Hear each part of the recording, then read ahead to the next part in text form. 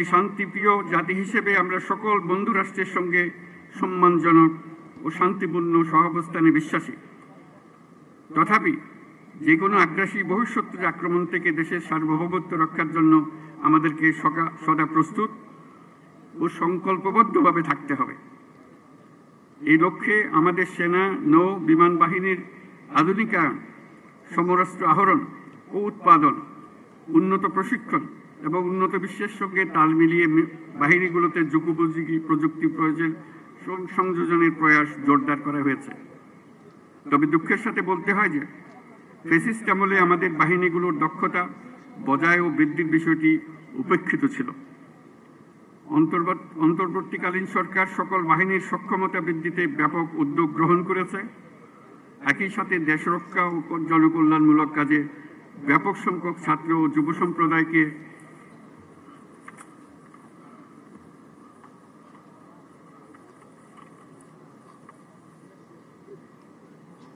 সম্পৃক্ত করার উদ্দেশ্যে বিএনসিসির কার্যক্রম বহুগুণ বৃদ্ধির নীতিগত সিদ্ধান্ত নেওয়া হয়েছে। আমাদের এসব পদক্ষেপ দেশের প্রতিরক্ষা সক্ষমতাকে একটি নতুন পর্যায়ে উন্নীত করেছে।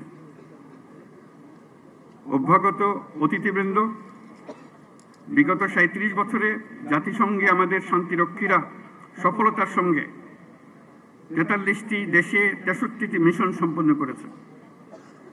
বর্তমানেও বিশ্বের বিভিন্ন প্রান্তে 10টি মিশনে আমাদের শান্তিরক্ষীরা নিয়োজিত আছেন।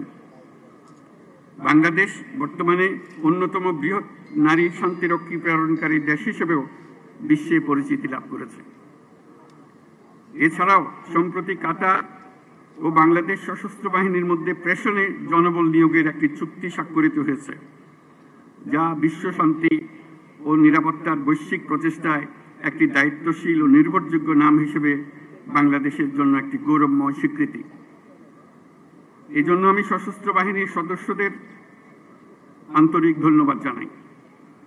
বাংলাদেশি শান্তিরক্ষীগণ যাতে বিশ্বের চ্যালেঞ্জিং এবং বিপজ্জনক অঞ্চলসমূহে সৃষ্ট পরিস্থিতি মোকাবেলা করতে পারে, সেজন্য তাদের সময়োপযোগী প্রশিক্ষণ দিয়ে প্রয়োজনীয় সরঞ্জাম সরবরাহের প্রচেষ্টা অব্যাহত রাখতে হবে। প্রিয় অতিথিবৃন্দ, অগ্রহায়ণের এই বিকেলে উৎসবমুখর পরিবেশে আপনাদের সাথে দেখা হওয়ায় আমি অত্যন্ত আনন্দিত। আপনাদের উপস্থিতি আজকের এই মহতী অনুষ্ঠানকে প্রাণবন্ত ও মহিমান্বিত করেছে। এই জন্য সশস্ত্র বাহিনীর পক্ষ থেকে আপনাদেরকে সকলকে জানাই আন্তরিক ধন্যবাদ। আমি সশস্ত্র বাহিনীর সকল সদস্য ও তাদের পরিবারবর্গের সুখ, শান্তি ও কল্যাণ কামনা করছি। আমরা সবাই যেন দেশের উন্নয়ন ও অগ্রযাত্রায় ঐক্যবদ্ধভাবে কাজ করে যেতে পারি, সে আশাবাদ ব্যক্ত করছি। Now I take the privilege to thank the excellencies and distinguished guests from our friendly countries for joining us to celebrate our Armed Forces Day. On this occasion, we gratefully recall the contribution of the people of our friendly nations during our War of Liberation.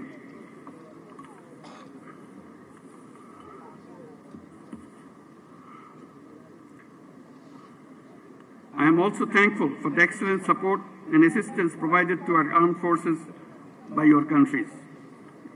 I must mention that it is a unique opportunity and great experience for our troops to work together with the global peacekeepers under the umbrella of the United Nations. I assure our full support of my government and our armed forces to the United Nations and the international community in the global peace efforts. I also deeply appreciate those friendly countries that are employing members of our armed forces. We stand ready to expand such cooperation, and I thank you all for your kind presence.